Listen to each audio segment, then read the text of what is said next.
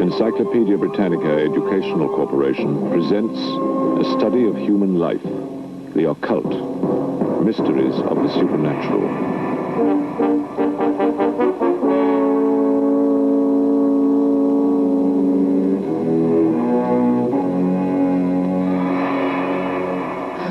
Witchcraft, magic, sorcery. These ancient supernatural ways to explain the unknown we now call the occult. In the not-so-distant past, it was widely believed that certain people could communicate with the dead, cast spells, and foretell the future.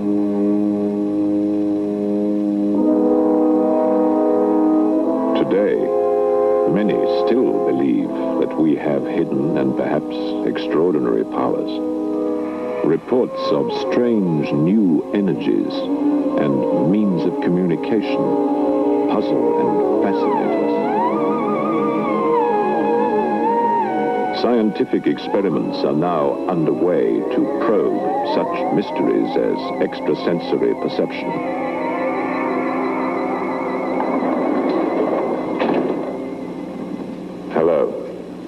I'm Christopher Lee. Like many of you, I have often wondered whether devils and demons, witches and warlocks really exist. If there are people who do have psychic powers, and if there really is life after death. More and more people are asking these questions and are daring to explore one of the true mysteries of the unknown, the occult. Many of us only experience the occult through horror films, such as The Legend of Hell House.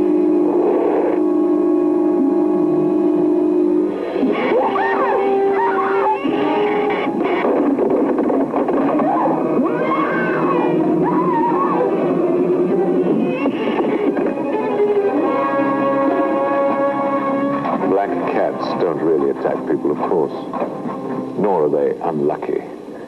These are just superstitions, ancient beliefs from the past, when many people thought that natural events were caused by evil spirits, witches, or demons. This traditional occult belief in the supernatural has not disappeared. Today, many people still fear the most evil of all spirits, the devil. A fictional portrait of demonic power is seen in the movie The Omen. Here, a priest engages in the traditional struggle of good versus evil.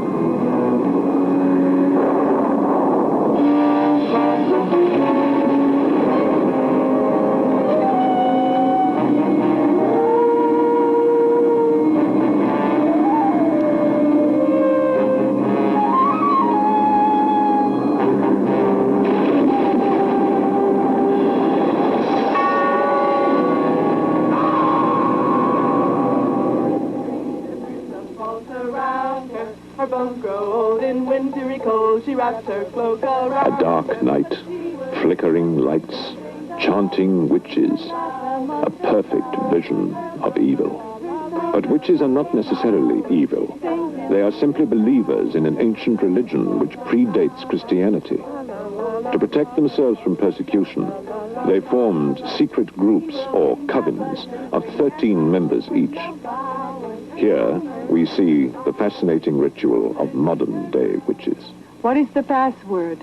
Perfect love and perfect trust. Those are the correct words. I welcome you in the name of Diana. I purify you from all anxiety. I purify your mind to think of her. I purify your eyes to see the goddess's ways. Blessed be. Blessed be. While there is no evidence that witches have supernatural powers, they are still feared, for it is known that some witches worship the devil and practice black magic. These witches, however, do not.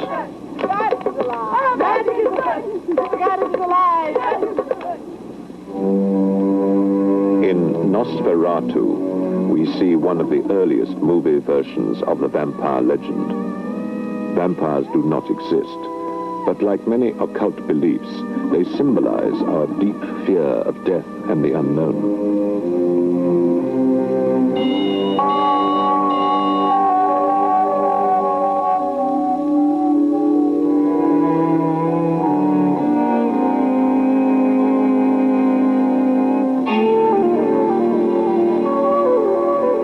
This fear has led to the belief in other mythical beings, such as demons, devils, and evil spirits.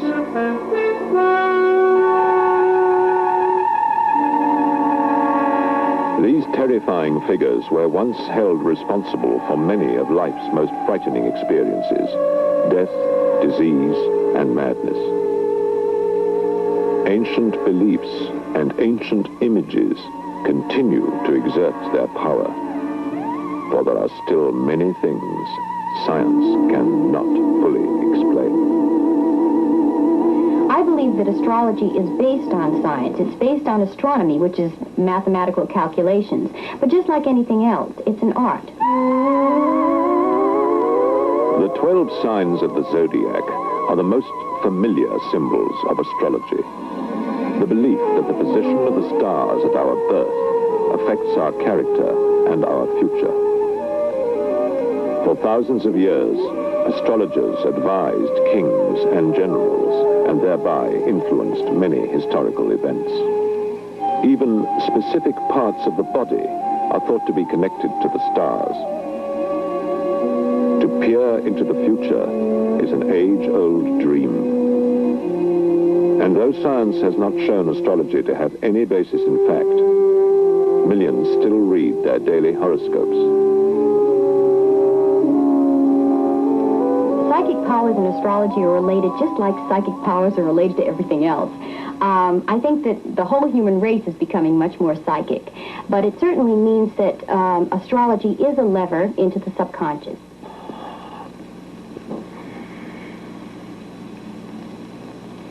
Dr. Sir speaking. I have come, and I am going to work with many of you today. There is a tremendous amount of work to do on Earth. Oh, yes, Doctor. There is going to be a terrible uprising, back and forth, back and forth. This is an explosion. Like astrology, communication with the dead is a traditional occult belief. This woman is a medium. In this seance, she is attempting to contact spirits who, she says, speak through her to friends and relatives. A seance is often very dramatic, but how do we know that the voices we hear are really those of the dead? People sometimes let their own wishes color their judgment, especially on such an emotional subject.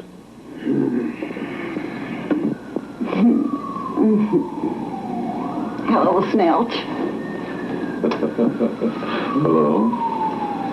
Why don't you tell the people who I am? Well, it's my mother, and the reason I know is because she called me by an unusual pet name that she used to use when I was a little boy.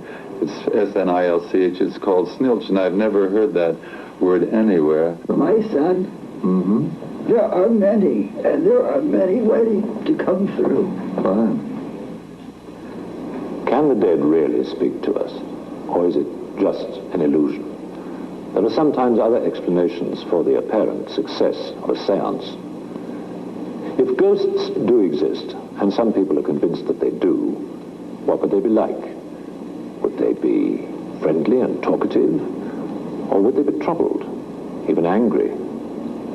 Next, from the movie Legend of Hell House, you will see the horrifying power and destructiveness of an enraged spirit.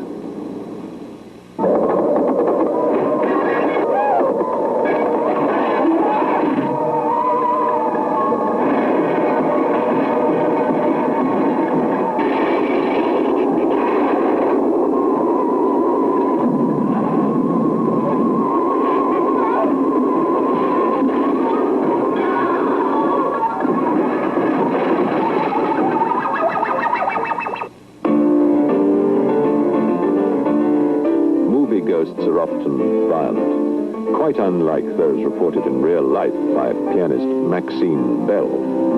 She says she is frequently visited by the ghosts of several long-dead composers who dictate music to her. Whatever the explanation, the music does sound strangely familiar.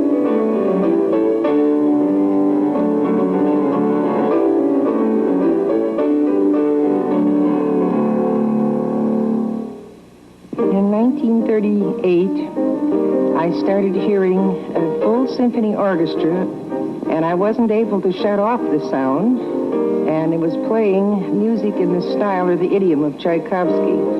And all of a sudden, a materialization of this man appeared, and I was very, very frightened. He just asked me if I would mind stopping what I was doing and take down this piece. But I had never had any training whatsoever in composition. And I said to him, why don't you give this to someone more experienced, someone who has mastered orchestration or composition? Why give it to me? He said, no, because you're a more sensitive receiving set. When I began to feel so hopeless after 4 or 5 hours of continuous writing, he just wouldn't let me give up. He just worked right with me, and he says, I will help you. And he just continuously helped me. I hear this music continuously. Every week I bring through more music of Brahms, more of Tchaikovsky, more of Chopin, and I don't know of any greater proof that life continues after death. I hope you're in a good mood for the experiment. Great. Despite all the stories, there is still no conclusive evidence that ghosts exist or that there is life after death in any form. Scientists, however, are beginning to examine this subject.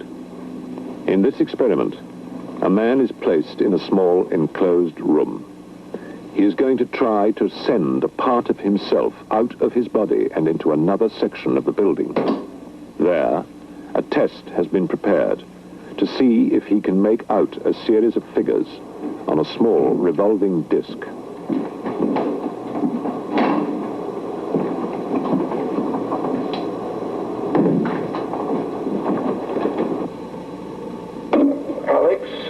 Are you ready for the first trial? Yes. As soon as you got your target ready, just holler, and I'll get set from here. Target number 1 is ready. Fine. The target number 1 is ready for you. Take a good look. Okay. I'm breathing now to form the light. My other body is taking over. Thousands of people have reported out-of-the-body sensations. As this man describes leaving his body and floating down these corridors, we get a sense of what this mysterious experience may be like. My body, my second body is there now. I am now at the box, looking in. Very good. Tell us what you see. Lower left hand. Left arm.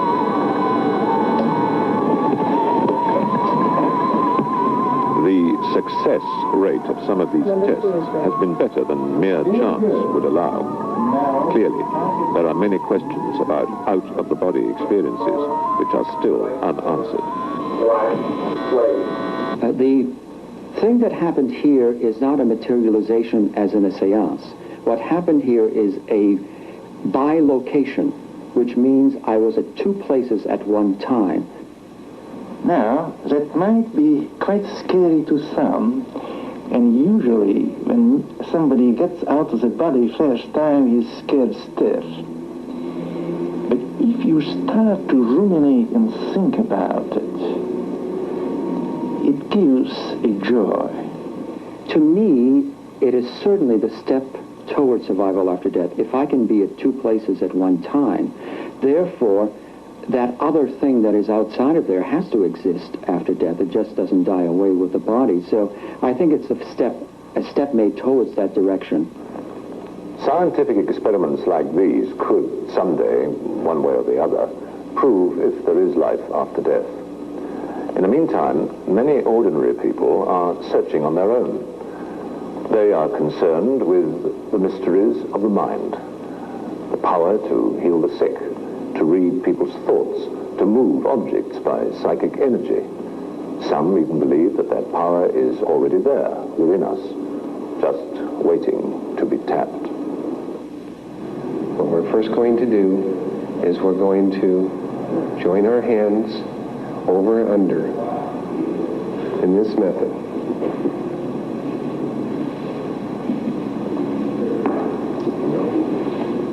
We are balanced, yin-yang, male-female. Take a deep breath.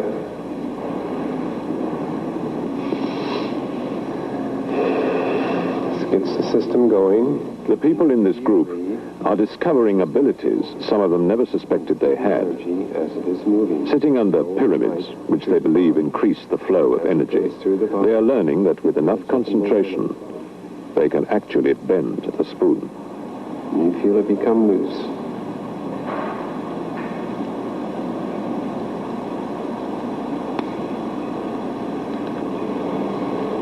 I think it's still going. Yeah. One hand is just enough to get confidence. Okay, take the other hand and you can go ahead and manipulate it. This power may be no more than the combination of a warm spoon and a strong thumb. But like many who have an experience they cannot explain, these people find an answer in mysterious psychic forces. Is it extrasensory power? What or it really is is it a wishful focusing thinking? of all the energy within the body. The only purpose, remember, for this spoon bending is just to allow an opening, a conscious opening by which you can see for yourself the energy manifesting. You feel like the energy flow from your hands that go, just energy. It's energy that you can feel. It feels like rubber, and you just push it down. Right now, when I feel like I'm not ready for the bend, I can push and push with just strength, and I don't get anywhere. But when I feel it ready to go, it gets soft, and it's like I'm directing the energy to that one area. I feel it's the same energy that we can direct in healing. I mean, what's the purpose of bending a spoon? But it's the same type of energy we can direct towards healing and towards many other what we call psychic abilities. It's just the inflow of the positive energy. These energies are here in every place for you to use it. It's just a matter that you learn to be a channel for these energies. Faith healing, which has been practiced for thousands of years, is still widespread. And in a surprising number of cases, the laying on of hands actually seems to work. Of course, doctors know that for many illnesses, believing you will be cured is the best possible medicine. Some faith healers, however, say that they actually transmit healing energy into the sick person's body.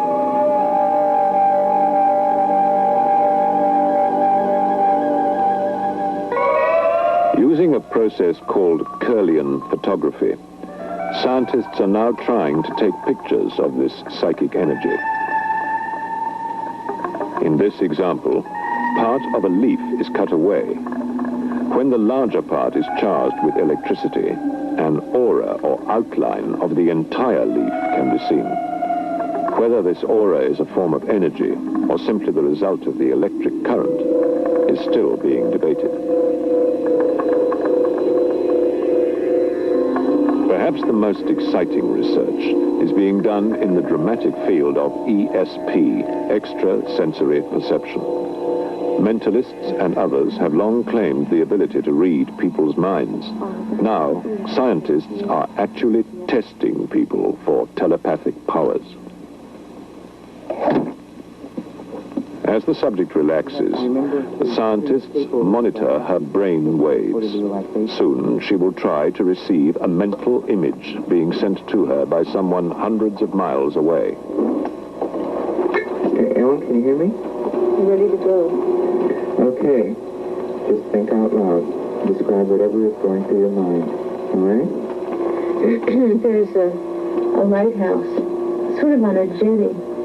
And there's a microphone. Looks like it was during the 40s. The scientist picks 4 slides. one of which is the picture that is being sent to her. When the woman returns to the control room, she will look at each slide and compare it to the images she received.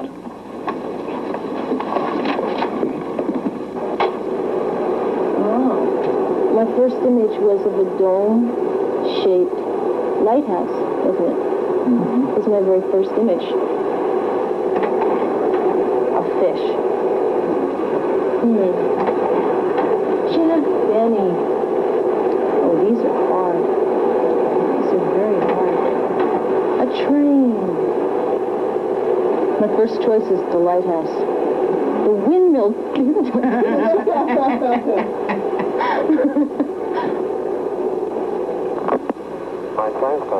Dr. Broad? Yes. Okay, Ellen has done the judging. Which of the targets was it? It was number 560. 560, Jack Benny. Jack Benny. Well, we had a miss. I thought about Jack Benny.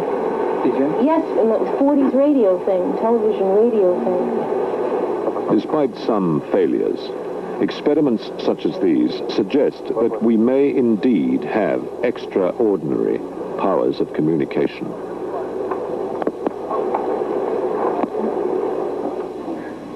The occult continues to fascinate us because of the natural human desire to understand and control our world. We would all like to know what lies beyond the grave, why evil exists, and whether we have supernatural powers. In times such as these, when people feel powerless in so many aspects of their lives, the occult is particularly appealing. But as science unravels these mysteries, what seems incredible today may be commonplace tomorrow.